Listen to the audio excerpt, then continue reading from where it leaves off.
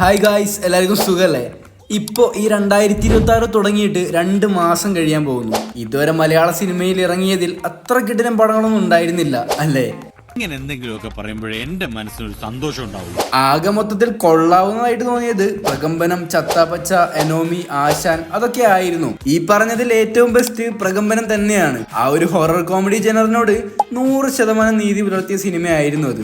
പക്ഷെ അതിനൊട്ടും ഹൈപ്പ് ഇല്ലാത്തത് കൊണ്ട് തന്നെ പലരും അറിഞ്ഞില്ല. എന്നാൽ നല്ല ഹൈപ്പോടെ വന്ന ചത്താപ്പച്ച പല കാരണങ്ങൾ കൊണ്ടും വീഴുകയും ചെയ്തു. ഞാൻ കുറച്ചാളായിട്ട് മാറി നിന്നപ്പോ അങ്ങനെ ഒരു ന്യൂട്രൽ ഗ്രാഫിൽ പോയിക്കൊണ്ടിരിക്കുകയാണ് മലയാള സിനിമ ഇപ്പോൾ. പക്ഷെ ഇനി അങ്ങോട്ട് ഇറങ്ങാൻ പോകുന്ന സിനിമകൾ മിക്കവാറും സുഷിൻ ശ്യാം പണ്ട് പറഞ്ഞ പോലെ ഇന്ത്യൻ സിനിമയുടെ സീന് മാറ്റും. അപ്പോൾ ഇന്നത്തെ ഈ വീഡിയോയിൽ നമുക്ക് ഇനി ഈ വർഷം ഇറങ്ങാൻ പോകുന്ന സിനിമകളും ആ സിനിമകളോട് കൂടി ക്ലാഷ് ആയിട്ട് റിലീസ് ആവുന്ന മറ്റു സിനിമകളും ഏതാണെന്ന് നോക്കാം. തീ പാറുന്ന മത്സരങ്ങളൊക്കെയാണ് ഇനി വരാൻ പോകുന്നത്.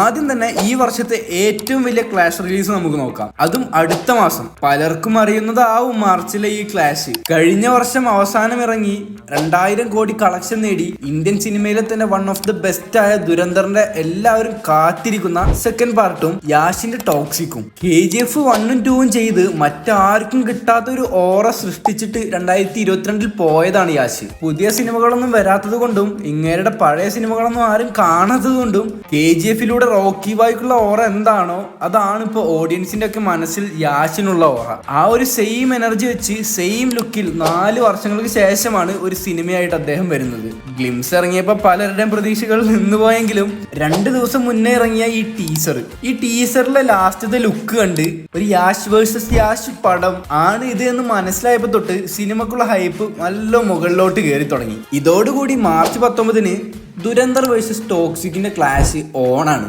ഇതിന്റെ കൂടെ നമുക്ക് മലയാളികൾക്ക് ബോണസ് ആയിട്ട് അതേ ദിവസം ആട് 3യും കൂടെ ക്ലാഷിനുണ്ട്. കൊടിയേറി മക്കളെ അങ്ങോട്ട് നോക്കണ ചങ്കൂറ്റമൊന്നുകൊണ്ട് ചങ്ങാടമൊന്നു കെട്ടിയേ. സംഭവം പുതിയ പോസ്റ്റേഴ്സ് ഒക്കെ ഉള്ളായിരുന്നു. പണ്ടിറങ്ങിയ പോസ്റ്റേഴ്സ് പീരിയോഡിക്കൽ സംഭവം ആയതുകൊണ്ട് അവർ പറഞ്ഞ ആ ഒരു ഫാന്റസി എലമെന്റ് അത് ടൈം ട്രാവൽ ആവാനാണ് സാധ്യത. എന്തായാലും ആട് 2വിനേക്കാൾ മികച്ച ഒരു സിനിമയാണെങ്കിൽ അതിന് കിട്ടാൻ പോകുന്ന കളക്ഷൻ ഒട്ടും ചെറുതാവില്ല.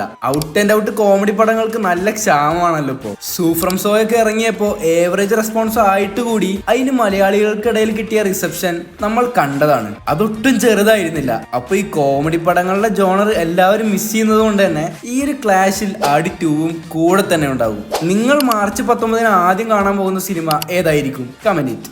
ആൻഡ് മാർച്ച് കഴിഞ്ഞാൽ ഏപ്രിലിൽ വരാൻ പോകുന്ന ക്ലാഷ് 2 മലയാള സിനിമകളുടേതാണ്. ഏപ്രിൽ തുടക്കത്തിൽ തന്നെ 2-ാം തീയതി ലാലേട്ടന്റെ മച്ച് എവൈറ്റഡ് ദൃശ്യം 3യും ഹാഷിറിന്റെ ടീമിന്റെ വാഴ 2ഉം. ദൃശ്യം 1ഉം 2ഉം ഒരു കുടുംബചിത്രം എന്ന പേരിൽ ഇറങ്ങിയതാണ്.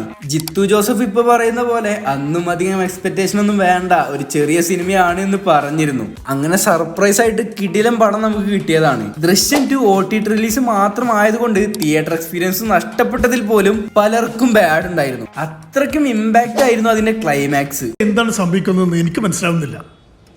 ആസ് പെർ DNA റിപ്പോർട്ട് ഈ സ്കെലിറ്റൻ വരേണ്ടതല്ല. ദൃശ്യം 3യും 1ന്റെയും 2ന്റെയും സെയിം ചരിത്രം ആവർത്തിക്കട്ടെ. ആൻഡ് വാഴ നനയുമ്പോൾ ചീരയും നനയണം എന്ന് പറയുന്ന പോലെ വാഴ 2ഉം ഉണ്ട് അതിന്റെ കൂടെ. അതിന് ട്രെയിലറൊക്കെ വന്നാൽ അറിയാം ഏകദേശം എങ്ങനെ ഉണ്ടാകുമെന്ന്. ആൻഡ് ഏപ്രിൽ 9 ടൊവിനോയുടെ പള്ളിച്ചട്ടമ്പയും കൂടി വരുന്നുണ്ട്. മലയാളി ഫ്രം ഇന്ത്യക്ക് ശേഷം ഡിജോ ജോസ് ആന്റണി ഡയറക്ട് ചെയ്യുന്ന പടത്തിൽ ടർബോ ജോസിന്റെ യങ് വേർഷൻ ആണ് ടൊവിനോ. മോനെ സോറി, ഒരു ഗ്യാപ്പ് കണ്ടപ്പോ ഗോൾഡിക്കാൻ നോക്കിയതാ. കാത്തിരിക്കാം. ഏപ്രിലിൽ തന്നെയാണ് മലയാളത്തിന്റെ ബിഗ് ഗംസ് 2 പേരും ഒരുമിക്കുന്ന കുഞ്ചാക്കോബൻ, നയൻതാര, മമ്മൂക്കയും ലാലേട്ടനും.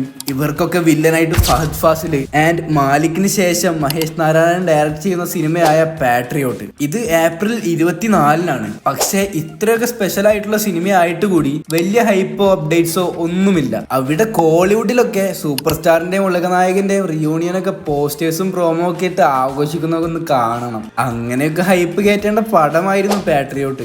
എന്തേലും ആവട്ടെ, ഭാവിയിൽ ഇതുപോലത്തെ ഒന്നും ഇവിടെ ആരെങ്കിലും ചെയ്യട്ടെ അല്ലേ. The complete actor and megastar reunion. Then മെയ്യിലാണ് 3 ഡിഫറെന്റ് കൈൻഡ് ഓഫ് സിനിമകൾ നമുക്ക് നല്ല പ്രതീക്ഷയോടെ കാത്തിരിക്കാൻ പറ്റുന്ന രീതിയിലുള്ളത്. ആദ്യത്തേത് ബേസിലും ടൊവിനോയും വിനീതും ഒരുമിച്ച് വരുന്ന ബേസിൽ versus Tovino movie Athiradi. May 14 അതിന് ക്ലാഷ് ആയിട്ട് സെയിം ഡേറ്റിൽ വരുന്ന നെസ്ലന്റെ പ്രോമിസിംഗ് ലൈനപ്സിൽ ഒന്നായ അല്ലെങ്കിൽ വൺ ഓഫ് ദ ബെസ്റ്റ് ആയ ബ്ലാക്ക് ഹ്യൂമർ പടം. ബ്ലാക്ക് ഹ്യൂമറോ? അതെന്തോന്ന് സാധനം? അത് ഈ ബ്ലാക്ക് ഹ്യൂമർ എന്ന് പറഞ്ഞാൽ ആഫ്രിക്കയിലാണല്ലോ ഈ ബ്ലാക്ക് ഹ്യൂമർ ആദ്യമായി പൊട്ടി പുറപ്പെട്ടത്. അവിടെ മുഴുവൻ കറുത്ത വർഗ്ഗക്കാരാണല്ലോ, അതുകൊണ്ടാണ് ബ്ലാക്ക് ഹ്യൂമർ എന്നുള്ള പേര് വന്നത്.